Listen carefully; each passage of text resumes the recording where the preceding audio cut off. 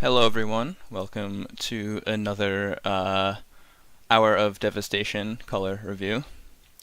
Today we are at black, and yeah, let's get right into it.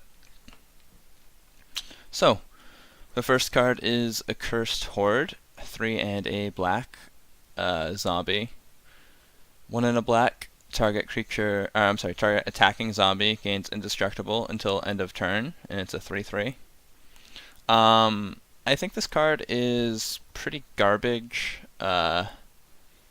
especially because, as I've said many times before, I don't think zombies are quite there right now. And even if it were, this is just a really clunky card. You're spending 4 mana, and then an additional 2 mana to give a zombie indestructible, and it has to be attacking. Don't forget that.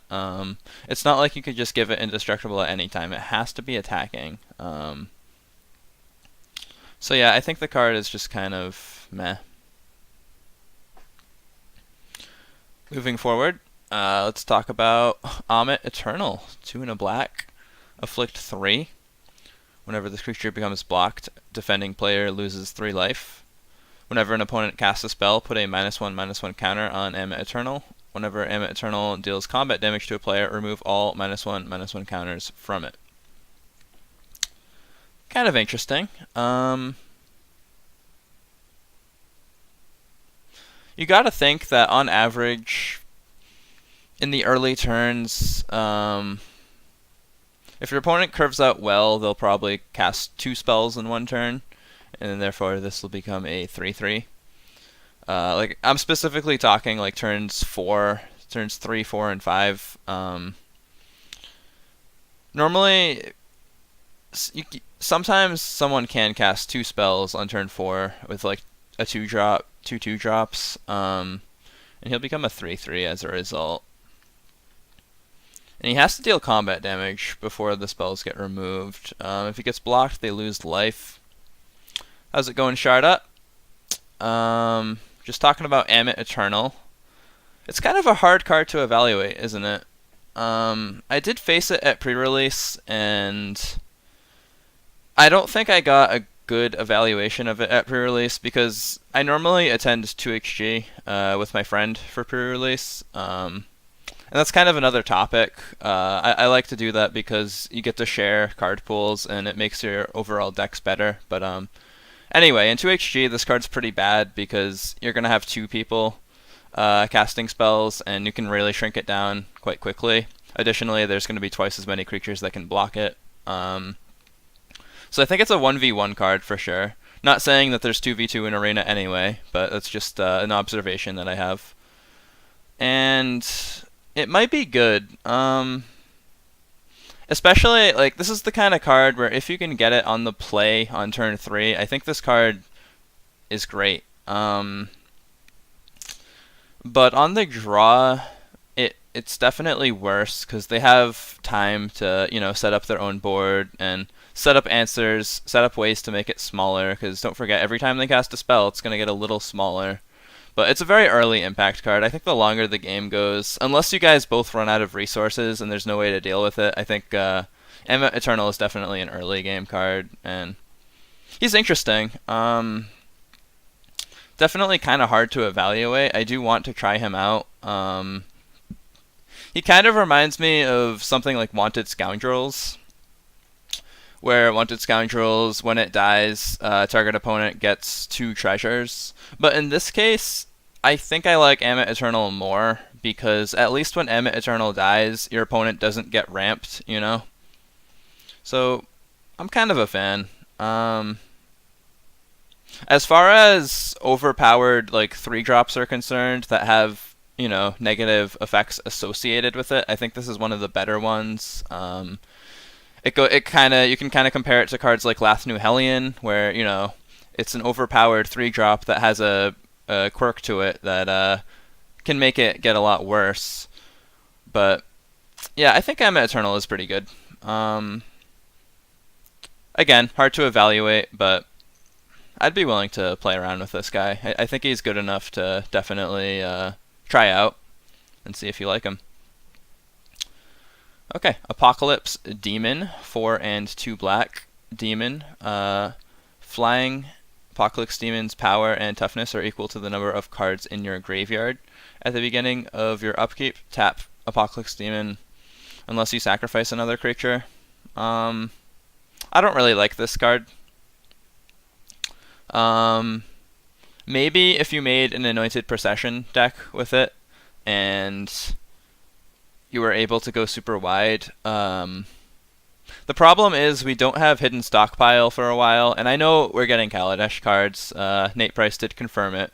But I'm going to be talking about this in a way where I frame the meta as once we get Amonkhet and we have access to Ixalan and Rivals of Ixalan as well. I'm not going to be including Hidden Stockpile into this until we actually get Kaladesh cards. So for the purposes of discussion, I'm just going to be referring to those two blocks, and with just Amonkhet and Ixalan block, I think this card's not quite good enough. I think you really need Hidden Stockpile to take advantage of it so that you can trigger Revolt every turn, and then maybe it can start to work from there. But even then, even in that hypothetical scenario, you're spending 6 mana for a flyer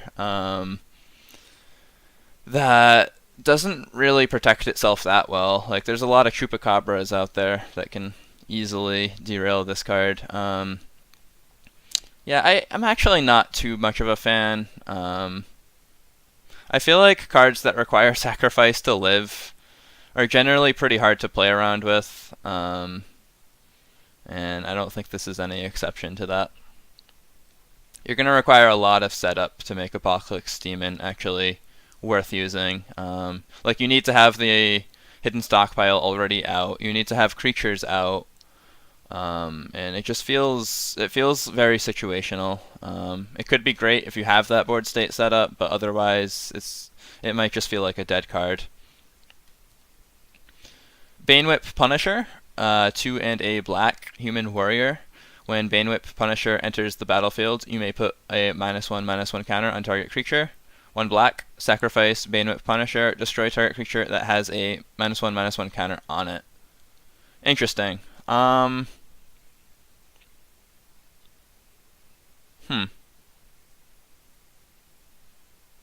This card competes with Chupacabra, and you might be able to just run both.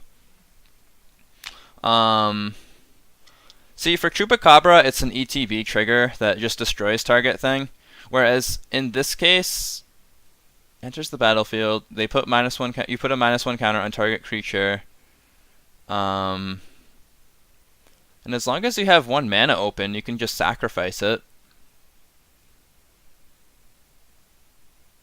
The problem is they can destroy it in response to the -1/-1 counter trigger. So you could play this for 3 mana, and then you put the -1 counter on something, but in response, before the -1 counter is placed on whatever creature you have, they can actually destroy it, which takes away the window from being able to sacrifice Banewhip Punisher and destroy whatever target creature that is.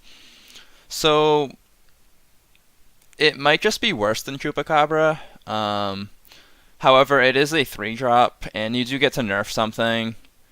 And it still seems really good because they do have to have something in that window at least. So it's not totally bad. Furthermore, I think that in Ixalan and Rivals of Ixalan, we really don't have too many good 3-drops at the current time. And I'm just gonna try to illustrate that real quick. So let's just go to Rivals of Ixalan and look at what 3-drops we have. Forerunner of the Coalition. I'm specifically talking about creatures, by the way, so if it's an instant or sorcery, I'm not going to include it. Sadistic Skymarcher is usually a 4-drop, but can also be a 3-drop, I guess. And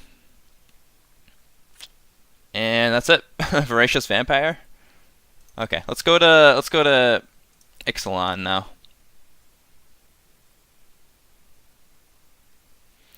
Deadeye Tormentor, not really a good card. See, there's not really much you get to use, is there? Ruin Raider is probably your best pick, but Ruin Raider can't be played if your deck is expensive enough. Like, if you're running Vraskas or Angraths or, anything that's just really expensive, Ruin Raider is not going to quite do it for you. Ruthless Knave, I consider a bad card. I just don't really like it. Skymarch Bloodletter, like, we're getting 3-drops in here, but they're really awful. And the point I'm trying to illustrate is that Banewhip Punisher is probably going to be a pretty decent card because the competition is low for 3-drop creatures in black.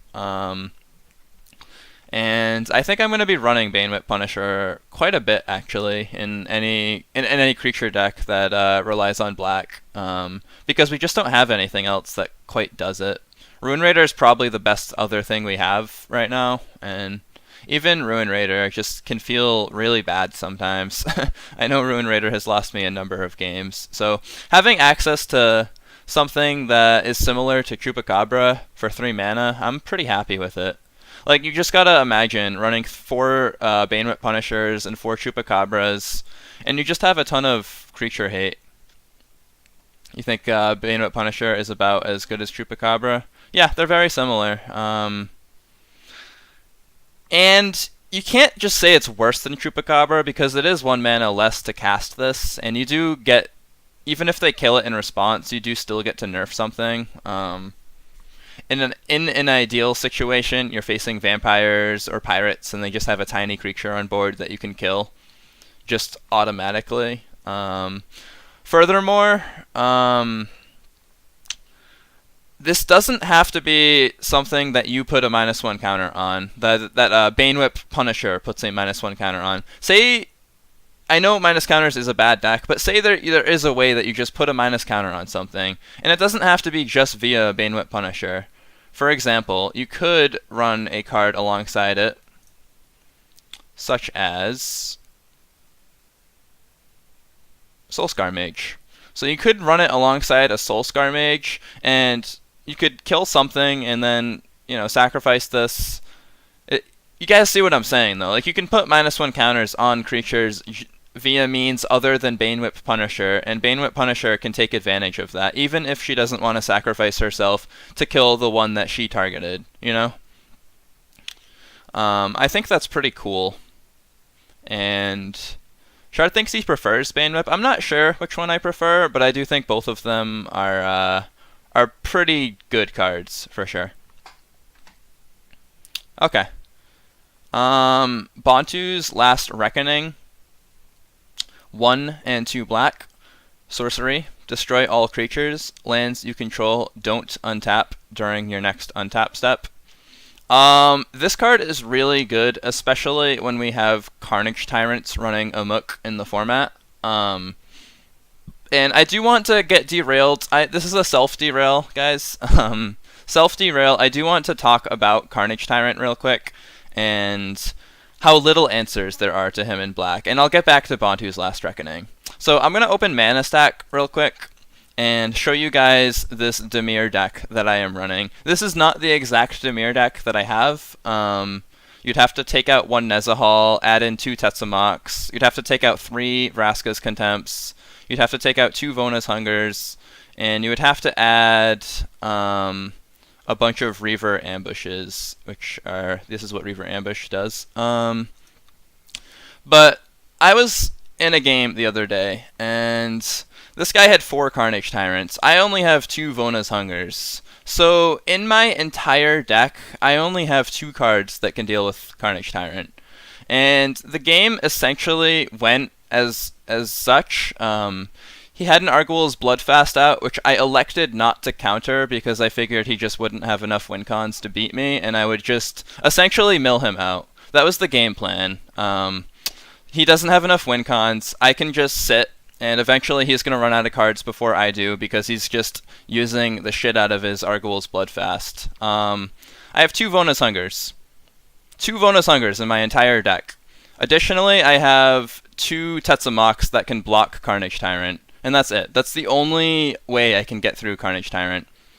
Nezahal, I guess Nezahal could block, but I only have 1 Nezahal, and I never ended up making great use of him because they just Chupacabra'd my Nezahal instantly, and I didn't feel like fighting over it.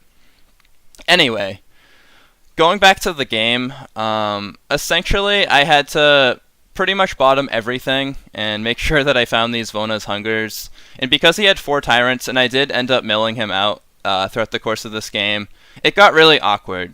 And if you think about it, the only way I can beat him is if I use Mastermind's Acquisition, get a Vona's Hunger back, or I could also get like Star of Extinction, but Vona's Hunger is the cheaper alternative. So essentially what I ended up doing is I Mastermind Act, I got Vona's Hunger back, I made sure their board was swept up, and I Vona's Hungered them like 3 times in the course of that game, 3 times to kill 3 Carnage Tyrants. The other Carnage Tyrant I killed with 3 different Golden Demises, and that's pretty much the extent of how I can deal with Carnage Tyrant and Dimir control. Vona's Hunger, that's pretty much the only thing that hits it. And I did end up milling them out. It was a very long game. They really drew a lot of cards with that Argawul's Bloodfast. But anyway, going back to Bontu's Last Reckoning, now I don't have to get into that board state. Now Carnage Tyrant isn't something that control decks necessarily have to worry about. And I think when you're comparing Golden Demise and you're comparing Bontu's Last Reckoning, I think I prefer Bontu's Last Reckoning. And it might not be a 4 Bontu's Last Reckoning instead of 4 Golden Demise. You might still be able to do like a 2-2 split, for example, or maybe you just run 2 Bontu's Last Reckoning now. But the point of that whole story, the point of that entire little spiel was to illustrate that in Black, there's not too many ways to deal with Carnage Tyrants. And I think if you can run a card like Bontu's Last Reckoning, you're gonna get a lot of mileage from it. I know that your lands don't untap, but normally this is going to be the only thing you need to cast. Like, if you're destroying all of their creatures, then you're not going to need to cast anything else, as long as all their creatures are dead. Bontu's misses on those indestructible creatures. That is true, and gods are a thing. However, we're going to get to a card called Doomfall, which I think is going to be great. Bontu is really bad against Scarab God and Hazoret. Well, that is why you run 4 Vraska's Contempts, and you run a Flood of Recollection, and you run Mastermind's Acquisition, just to try and filter in a way where you can always have answers for those gods. I think the fact that Bontu's is bad against gods isn't an illustration of why Bontu's Last Reckoning, or whatever it's called, Bontu's Last Reckoning is bad. I think it's an illustration of why you should be running Vraska's Contempt. I think there's a lot of cards that are bad against gods, and this is why Vraska's Contempt is so popular. It's because Scarab God is a thing, and we need answers for such indestructible cards. So I think you just run 4 Vraska's Contempts for that scenario. It's also good against Super Friends having 4 Vraska's Contempts. But going back to Last Reckoning, I think this card's going to be great. It's probably not a 4 of, because you don't want your mana to just not untap. That's going to be really awkward. I think you run 2 of these, and you might just stop using Golden Demise. Golden Demise might just be something that sort of fades from our memory. And I'll see if I can find that one. Golden Demise, here we go. And I think the way you use this is you run 2 Bontu's Last Reckoning main deck, and you run 1 sideboard. And this is kind of an illustration for this deck. There's probably other decks where you might want to tweak the number of Bontu's. You said that you removed Vraska's Contempt from your deck? I didn't say I removed it, Shard. I just said that I had 1 copy of it. And that is because, you can't have everything you want under this current economy. But in the ideal version, this is what I want this deck to be in Ixalan block. And I think if I had to make changes after Amonkhet comes around, I would just take out 2 Golden Demise. I would add in 2 copies of Bontu's Last Reckoning, and I'm not sure what I would switch these Golden Demises for. The deck would change a lot. It's not like those would be the only changes I make, but yeah, I think Bontu's Last Reckoning is a great card. Not a 4 of, but you're definitely going to get some mileage out of it. You're going to kill a lot of creatures, and even though it doesn't hit gods, Contempt does, so you can just run both. And that's kind of how you run a control shell anyway, you know? You try to get all the answers you can that kill all the things you can. And that's what you do. You just run 4 Contempts, 2 Reckonings, some Chupacabras, you know? Okay. Carrion Screecher, 3 and a black, 3/1 Zombie Bird Flyer. I think this card's pretty awful, and I'm not going to talk about it much. Yeah, that's all I have to say. Sorry, if you came here expecting a long opinion piece on Carrion Screecher, then you have come to the wrong channel. Okay, I'm going to talk about Doomfall. 2 and a black, sorcery. Choose 1. Target opponent exiles a creature he or she controls. Excuse me. Target opponent reveals his or her hand. You choose a non-land card from it. Exile that card. Now, I know I just went into this whole talk about how much I like Vona's Hunger and how effective it was against Carnage Tyrant, but I think Doomfall is going to replace Vona's Hunger. I think, but weren't you going to Radiant Destiny Birds for that Bird Warrior Tribal? Yes, that is... I guess this is going to be a staple. It's not a Bird Warrior, though. It's a Zombie Bird. There's a difference. Has to be a Bird Warrior. That way, I can name either Bird or Warrior, and depending on if I only have certain birds... Like, say I have Suntail Hawk, Shardat, but I need to just get Bird. Or say, you know, there's a card that only has Warrior in it. You have to choose between the two, and this only has Zombie. It doesn't have Bird Warrior, it's just Zombie Bird. Big difference. All jokes aside, let's talk about Doomfall. Target opponent exiles a creature he or she controls. I think this is just better. It's not always going to be better than Vona's Hunger, but here's what I like. And this goes back to Shardat's comment, like, there's gods coming. It's bad, you know, there's cards that are going to be bad against Scarab God and Hazoret. Well, Doomfall isn't. Doomfall exiles gods. So even against Scarab God, you know, even against Scarab God, you make them exile that, and that's a big deal. Like, you sweep their board up with Bantu's Last Reckoning, and then you cast Doomfall and force them to exile their god. Additionally, you do get another effect. You can just exile the god from their hand. Like, say it's turn 3, and you just cast Doomfall, and they reveal their hand. You can just choose Scarab God or Hazoret now, and force them to exile it. I think this card's excellent. I think it just plays a lot better than Vona's Hunger does, generally speaking. Additionally, and I know this is kind of not too relevant, but it is an uncommon, and because it's an uncommon, you get to get them a little bit faster. So not only do I think it's better than Vona's Hunger, but I think you can just get them faster because of the rarity. And uncommon matters. Uncommon is a big deal. Okay. Dream Stealer. 2 and a black human wizard menace. Whenever Dream Stealer deals combat damage to a player, that player discards that many cards. Eternalize 4 and 2 black.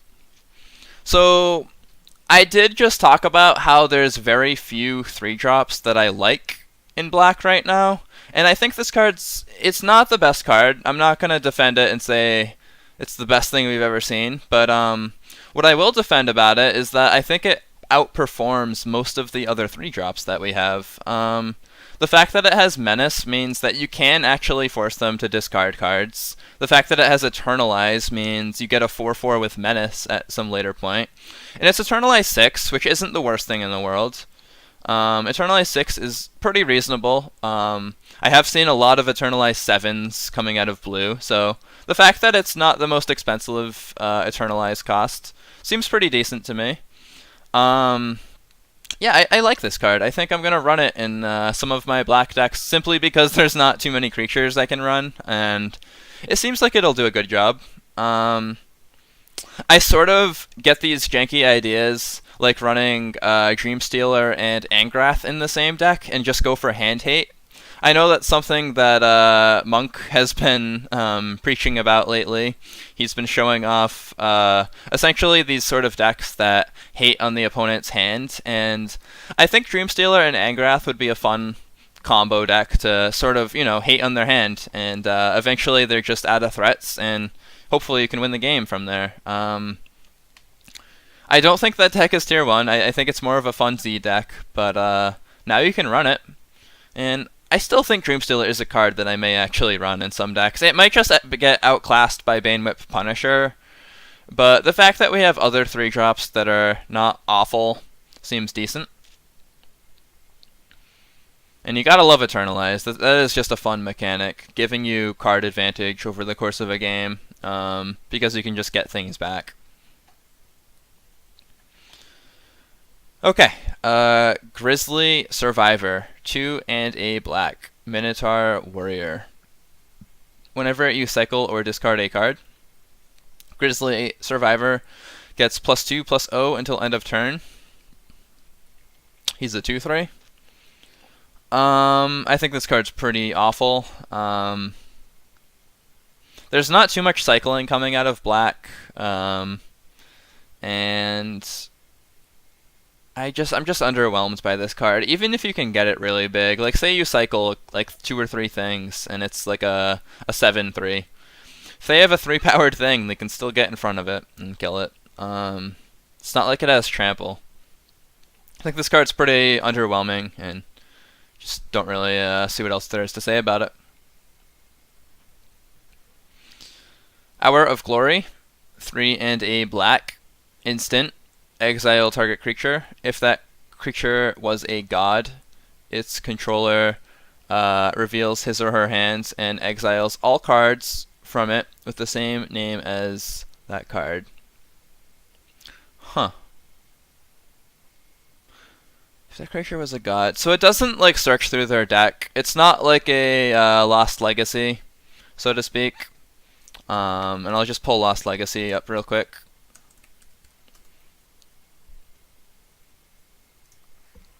Let's see. So it's not like you go through their entire deck, You can't just play Lost Legacy and name Approach of the Second Sun and just take out their Wingon. It's not something that's that overpowered, unfortunately. But it's not bad. A 4-mana exile target creature is pretty good, but I think this just competes with Vraska's Contempt, and I think I'd rather have Vraska's Contempt. I know that you can get 2-for-1s on Hazarits and Scarab Gods if they have those in hand, but I don't like that it doesn't go through their library, I'm not the hugest fan.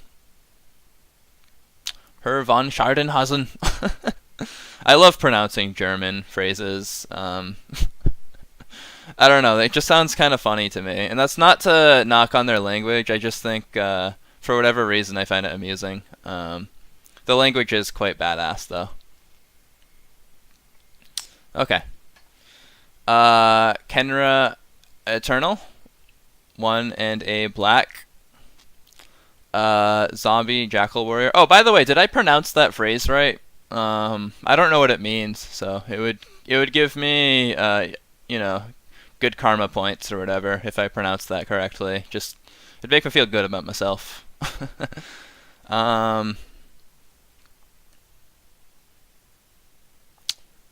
Try saying Eichhorten. Eichhorten. Okay. I think it's a good time to use this. I am officially getting a little bit derailed. And I gotta stop. Alright. Kenra Eternal, 1 and a black. Zombie Jackal Warrior, Afflict 1, 2/2. I think this card's pretty meh. Oh, it doesn't even have Afflict 2, it has Afflict 1. Did I say Afflict 2? I don't know, I said 2/2, so. Yeah, I am not too impressed. Yeah, it's just an average card. If you want your zombie tribe to work, it doesn't even fit in your zombie tribe. Hey, the derail command is back. That's good. And now I have a derail little emote. I do want to add sound though. This is a little underwhelming when I don't have like a train sound going on, but I'm still happy with it. I'm happy I was able to find that. Um, okay, Lethal Sting as an additional cost to cast Lethal Sting. Put a -1/- counter on target creature you control. Destroy target creature. 2 and a black. I think this card's pretty good. Not in every deck. I think it has to go in a -1 counters deck. But it synergizes really well with cards like Nest of Scarabs. And yeah, I kind of like it.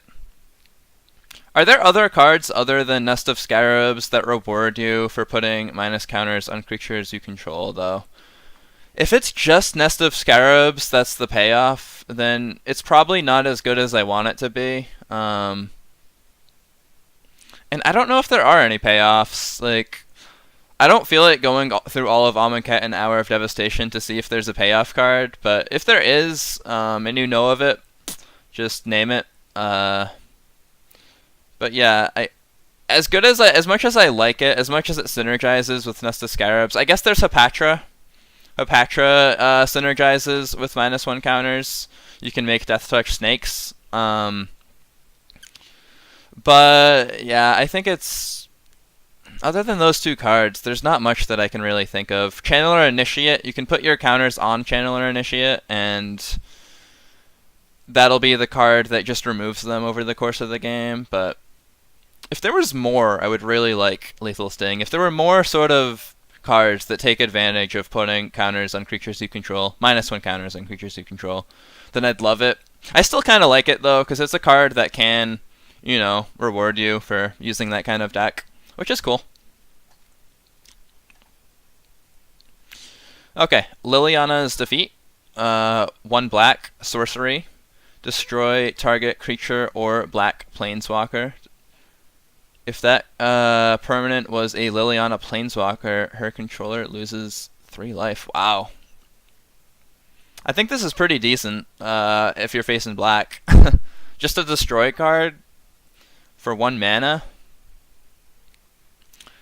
This card might become more relevant because I'm not going to talk about Dominaria too much, and I don't want you guys to either, just in case, there's people that don't want to get spoiled. And this isn't the discussion for Dominaria. This is meant to be an Hour of Devastation set review. But the reason I bring up Dominaria is that there's a lot of cards that require triple blue, triple white, triple red, like triple whatever. And I think that cards like Liliana's Defeat and Jace's Defeat and, there's like just a lot of decks that are going to be sort of pushed into running one color. Because I think Dominaria is trying to do that. And I haven't looked at Dominaria as closely as many of others at this point. But based on like the little that I've seen, they're definitely pushing monocolored tribes. So I think cards like Liliana's Defeat get even better after Dominaria rotates in. That being said, I don't think black currently is the deck that you're facing a ton of. And I know Scarab God is a card that this can hit.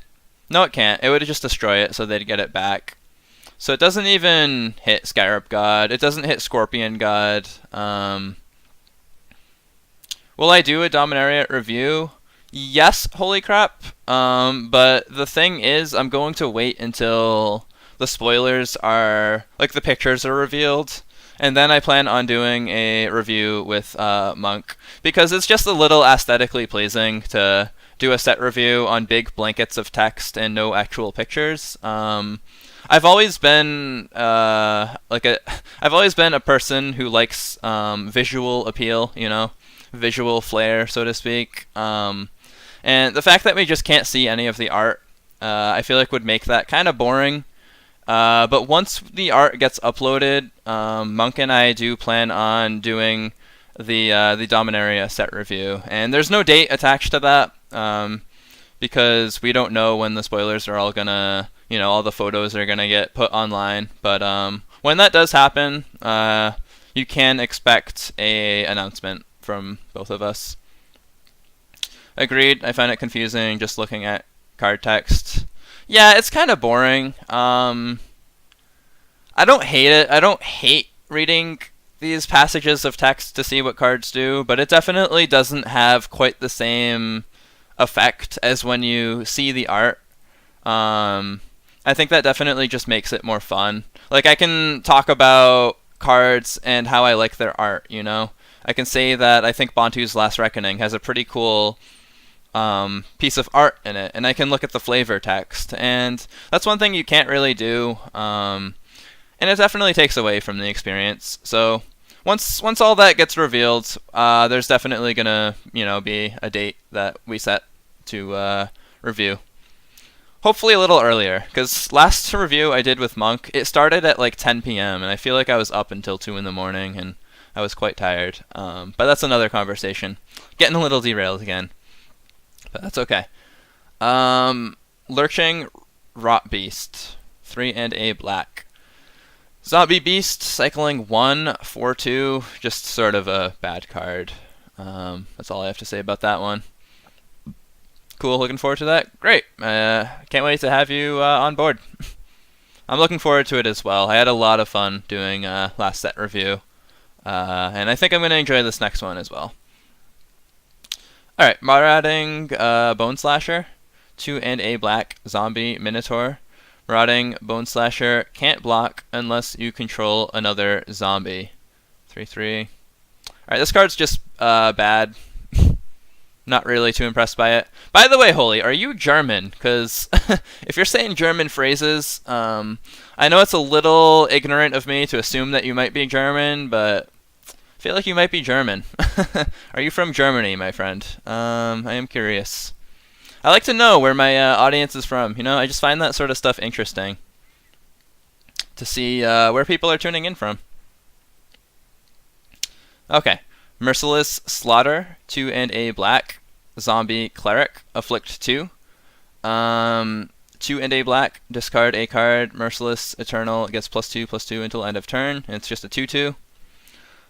I am. Guten Tag, mein Herr. I'm sorry, but whenever I pronounce German phrases, I really like to put some emphasis in my voice, like really sound serious. I don't know why. It's just something that I like to do. Anyway, I think this card's pretty bad. The art is kind of cool, though. The art is sweet. It looks like a mini Scarab God. Scarab God's, like, son. This is Scarab God's son. Scarab God Jr. Scarab God Jr. does not have nearly the same impact on the format as Scarab God himself. And I'm not too excited for him. It's pretty accurate, TBH. Thank you. Moaning Wall. Wow, okay. Getting kind of weird in here, guys. You get to go to the brothel and listen to Moaning Walls. Oh, man. Okay, I'll stop there. 2 and a black, defender. Cycling 2. This card's awful. In the US, they only get exposed to German war movies. That's actually a good point. That's a very good point, Evil Oatmeal. However, I disagree with you. I disagree with you because oatmeal is not evil, and I don't know why you would say it is. Oatmeal is it's a healthy meal. Tastes pretty good, and I'm derailing myself. Yes, just assume all German sounds like a lieutenant yelling across a field. They definitely made it seem that way. I don't know if any of you have seen Captain America, the first one.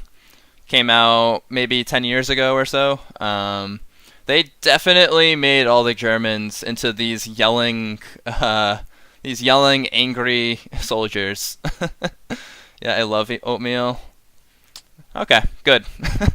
I was gonna have problems with you if you were not a fan of the oatmeal. That would lead to some issues between us. But I'm glad that we agree on such things. Here's a fun card. Razaketh, the foul-blooded 5 black black black demon. Flying trample. Pay 2 life. Sacrifice another creature. Search your library for a card and put that card into your hand. Then shuffle your library. 8/8. Huh.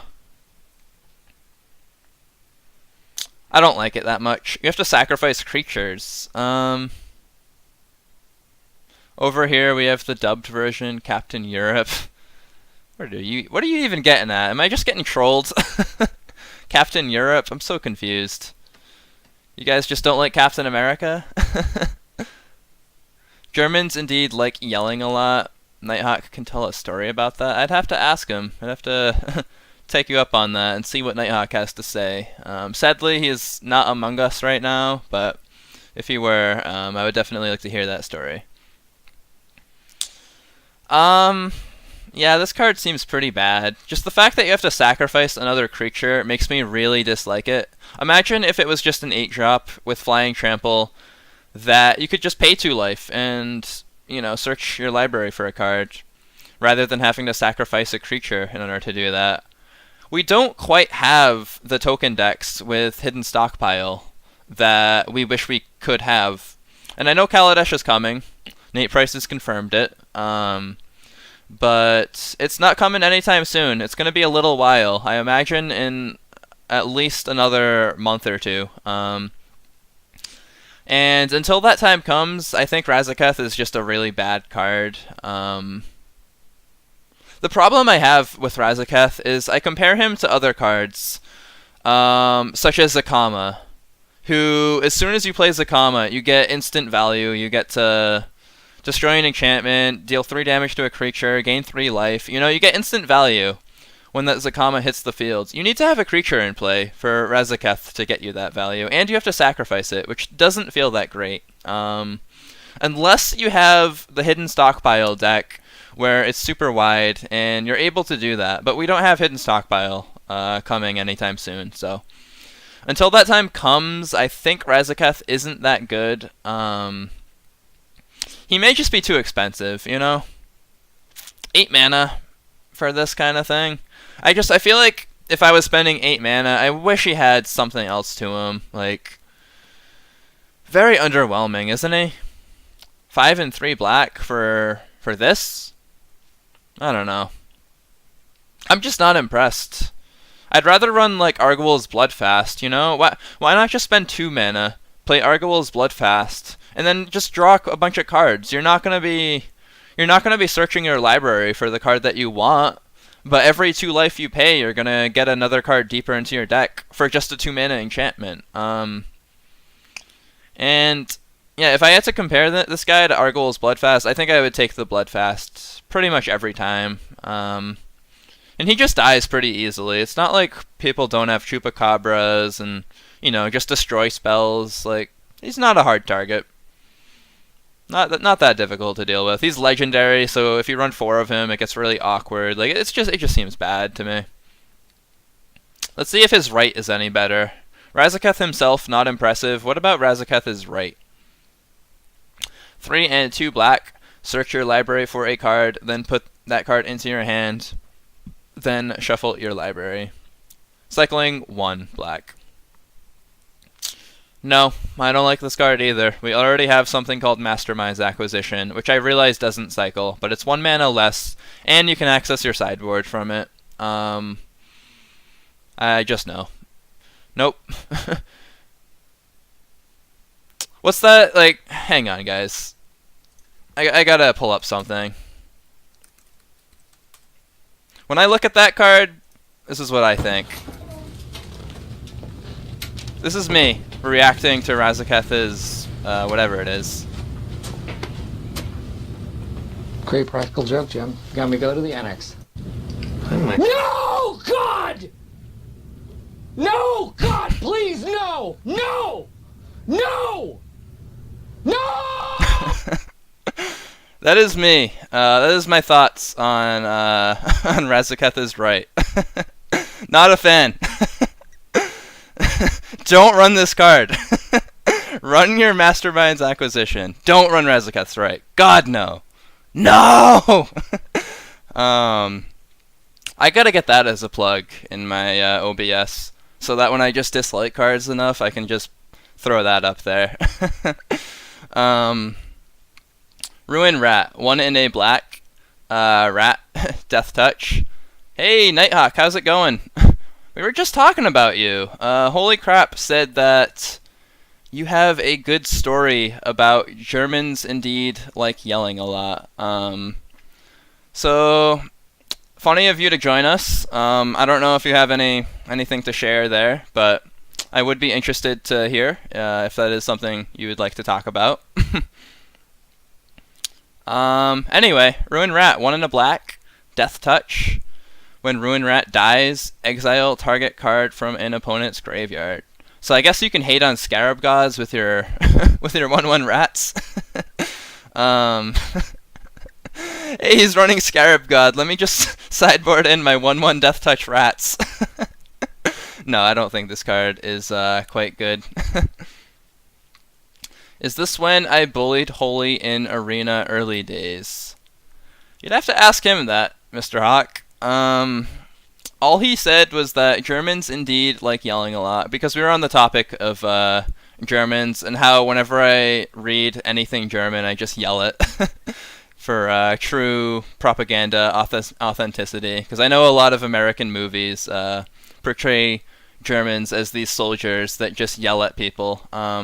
Anyway, yeah, that's why Holy was saying Germans indeed like yelling a lot, and he said that you had a story. Bullied would be said too much. I'll let you guys talk about that. This is not my story. This is your story. So I don't really have too much to add.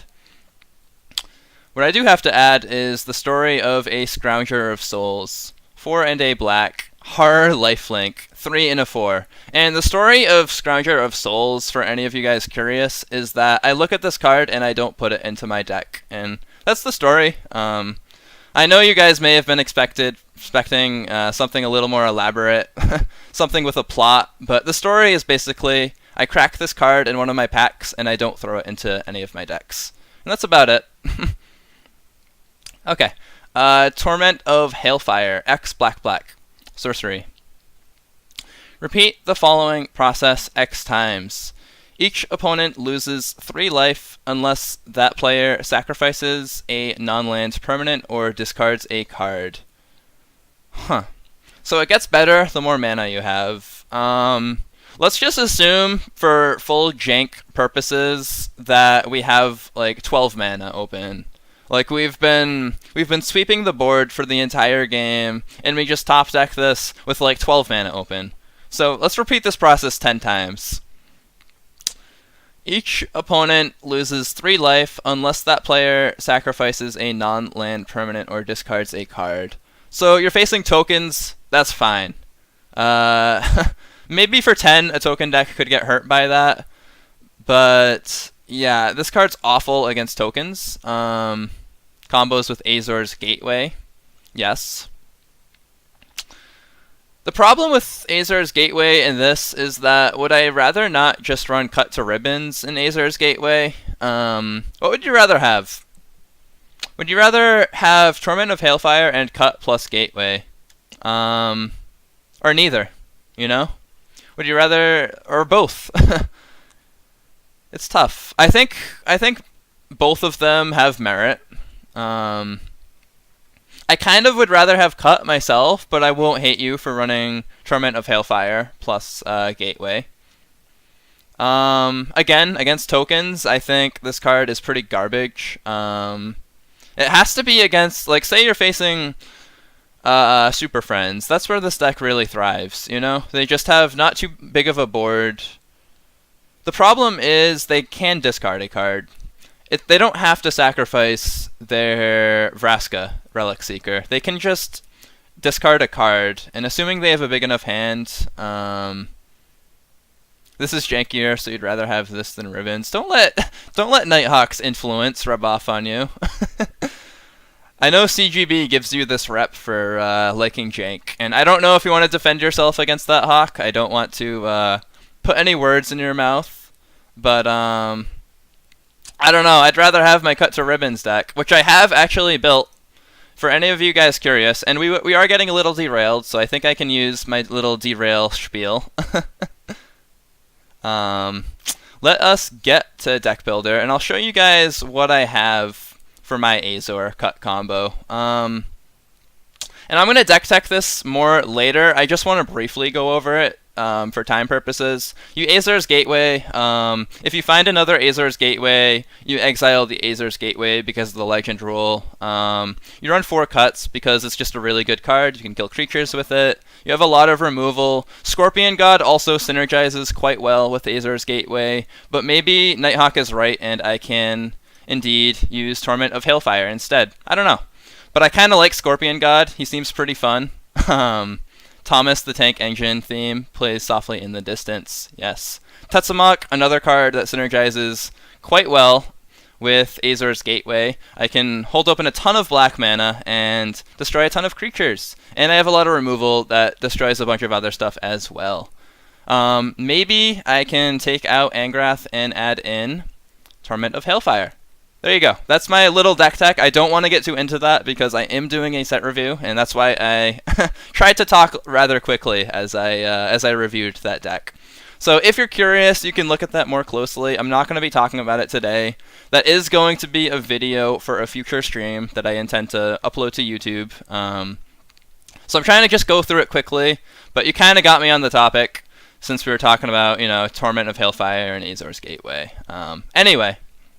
Let's move on to Torment of Scarabs. 3 and a black enchantment or a curse. I'm sorry, Nighthawk.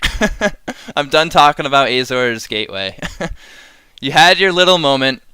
I gave you a couple minutes of Azor's Gateway love, and I think you should appreciate that for what it is. Or a curse. Enchant player. At the beginning of enchanted player's upkeep, that player loses 3 life unless he or she sacrifices a non-land permanent or discards a card. This card will read differently post rules update, because I know they're taking away he or she and replacing it with they, and I'm not going to get political about it. That is not what I'm trying to do. I'm just saying that, yeah, some of these cards are going to get different, such as Torment of Venom. And I'm not trying to get political here. I'm just saying. I'm not about that life. Okay.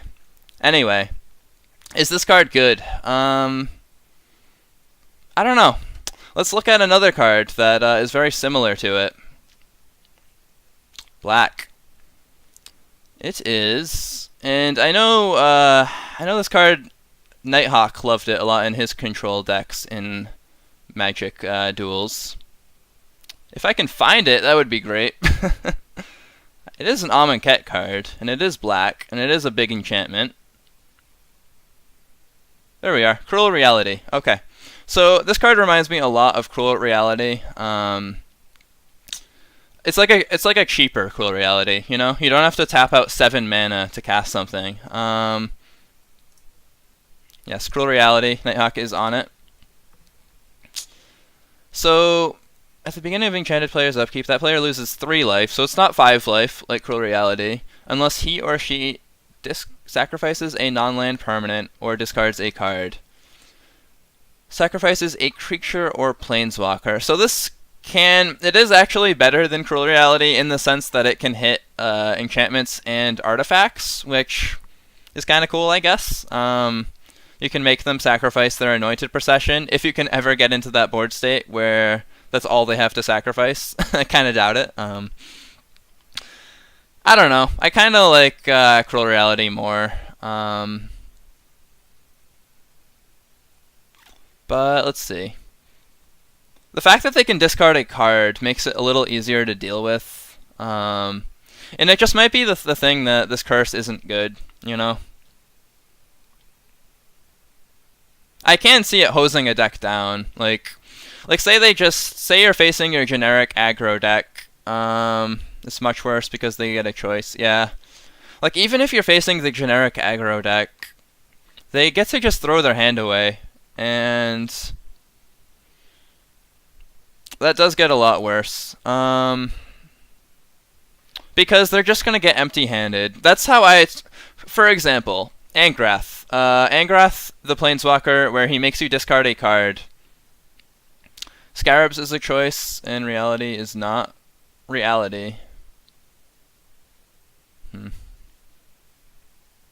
Torment of Scarabs? I know there's Torment of Hailfire. Oh, Torment of Scarabs, okay. So they have a bunch of torments, I guess. Torment of Hailfire, Torment of Scarabs, and Torment of Venom. Yeah, the thing I don't like, and it's the strategy I like to employ against Angrath, and that was what I was just getting at, is that when Angrath makes me discard cards, I do one of two things.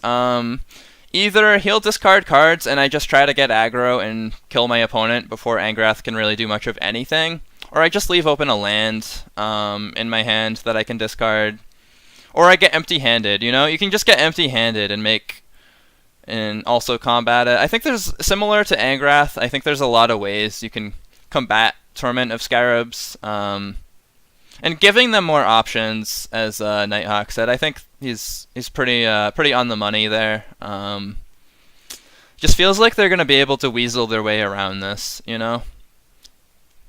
Whereas at least with Cruel Reality, that they don't have the choice. They can't just discard a card. They have to sacrifice a permanent or lose 5 life. I don't know if either of them are good, by the way. I think they're both pretty bad. I'm just going to be totally honest. I think both of them are kind of bad cards. You think Scarabs is more verse control than in control mid-range? Even against control, though, like if you're facing Scarab God control, I feel like they're gonna have enough interaction to just make it so that this card isn't too relevant. Like they'll be able to steal a card from a graveyard and then sack it, and it won't hurt too much. Let's not forget that red deck wins will be a part of the meta and will want to empty their hand. That's a very good point, Shardot. I know Hazoret, the fervent, or the pervert, depending on which way you want to see it. I know Hazoret loves having empty hands, so yeah. Again, I think both cards are pretty awful. And you're right. There's definitely decks that just welcome this card. What if they have no cards in hand? Okay, so they have to have a card in hand. Like if they have no cards in hand, it is pretty good, but I think your opponent can easily play around that. Torment of Venom. 2 and 2 black, instant. Put 3 -1/-1 counters on target creature. Its controller loses 3 life unless he or she sacrifices another non-land permanent or discards a card. It does have to be another permanent. Like you couldn't just put 3 -1 counters on Scarab God and they have to sacrifice Scarab God. Like say that's the only thing they have on board. And it has to be another non-land permanent. So they can't just sacrifice a land. They lose 3 life unless he or she sacrifices another non-land permanent or discards a card. Just lose 3 life, right? Yeah, Shard's on that too. Just lose 3 life. Is that really a big deal? I don't think this card's very good. I think they gave it the common rarity for a reason. I think it's pretty awful. Yeah, just lose the 3 life. I think you're going to be fine. And if you have something to sacrifice, if you have something to discard, great. Just throw a land away. Say you're late game and you just have a land in hand that you're holding for such an occasion, throw that away. Man, this card's bad. Okay. Yeah, I agree. I just don't think that card. No one's gonna be running that. All right. Vile Manifestation, 1 and a black. Horror. Vile Manifestation gets +1/+0 for each card with cycling in your graveyard. Nest of Scarabs approves. Yeah, you can run your Scarab deck. I don't know though. Like we just went over a card that I liked more. We just went over Lethal Sting, Nighthawk, and I know you. I don't think you were here for that. But this one it's a little easier to destroy a creature. But yeah, Nest of Scarabs, not in a good place, I don't think. think Nest of Scarabs going to be pretty meh. I'll try it though. I will try Nest of Scarabs and see for myself, but I don't have high hopes. Vial Manifestation, as we were just saying, +1/+0 for each card with cycling in your graveyard, and it itself has cycling. I've said this many times, and I'm going to keep saying it. I don't think black cycling is a thing. I think you're going to be in a bad board state if you're trying to run Vial Manifestation. Additionally, Baffling End hits it. There's a lot of cards that just hit this. I don't think the payoff is really that high. It's certainly not an Enigma Drake, you know? Enigma Drake being a Drake that gets +1 for each instant and sorcery in your graveyard. It just doesn't feel like it's on the same power level. I feel like it's a lot easier to have a plethora of instants and sorceries in a graveyard than it is to have a plethora of cycling cards, especially in a color type where I don't think cycling is at its strongest. Like, maybe if this was blue, we could have a conversation, or if this was white, maybe. But even then, I think there's just cards that are called Drake Haven that would just be played over this. And I don't like it. Okay. That's all I have to say about Vial Manifestation. Without weakness, 1 and a black instant. Target creature you control gains indestructible until end of turn. Cycling 2. That's interesting. Is this card better than, and I'll go to it so you guys know what I'm talking about. Is this card better than Destined to Lead? 1 and a black. Target creature gets +1/+0 and gains indestructible until end of turn. Lead. All creatures able to block target creature this turn must do so. I think they're both pretty garbage. Like, we're essentially arguing over what McDonald's food we like more, and as we know, McDonald's is kind of trashy. Sorry if I offended any McDonald's fans, but let's be honest, there's better choices out there. We're pretty much arguing between McDonald's and Burger King. And I would much rather have neither. Go to Wendy's at least. Yeah, I don't like Without Weakness very much. Just indestructible or cycling, meh. Okay. Wretched Camel, 1 and a black. Zombie Camel, there you go. Get your Zombie Camel deck. 3 Radiant Destinies in there. This thing's creepy. It's got like vampire teeth. Do you see that? This camel is like it's more like a vampire camel. Ronald McDonald has unsubscribed. Oh no. Yeah, I'm definitely not getting any sponsorships anytime soon by McDonald's or Burger King. I can assure you that. Talking shit about their brand. When Wretched Camel dies, if you control a desert or there is a desert card in your graveyard, target player discards a card. Ugh. You know what makes me angry about these set reviews is they always give me garbage cards to close them out on. Rather than talking about a card that's like Torment of Hailfire or Bantu's Last Reckoning, I get to end it on a fucking camel. Yeah, this card's bad. It's bad, okay? Like, give me something better. Give me anything that I can have an in-depth discussion on. Compare it to various cards and be like, huh, this is really interesting. What, should you run this? No, it's just a freaking camel. Okay. Little rant. Maybe start at the bottom and work the way to the top. Maybe. I get to end it on... No, I get to end it on freaking Accursed Horde. Doesn't work either way, Eugenides. It doesn't work either way. And it kind of does suck because our Devastation is a shorter set, so naturally the color reviews are going to be shorter than they were for my Amonkhet colors. But that's basically gonna do it. If you came here hoping I would have high praise for Wretched Camel, you were sorely mistaken. We are going to be talking about red tomorrow. And here's a fun one to start it on. A braid. There we go. That is the kind of card that I want to start a stream on. Let's see what we have to end it on. Okay, that's better.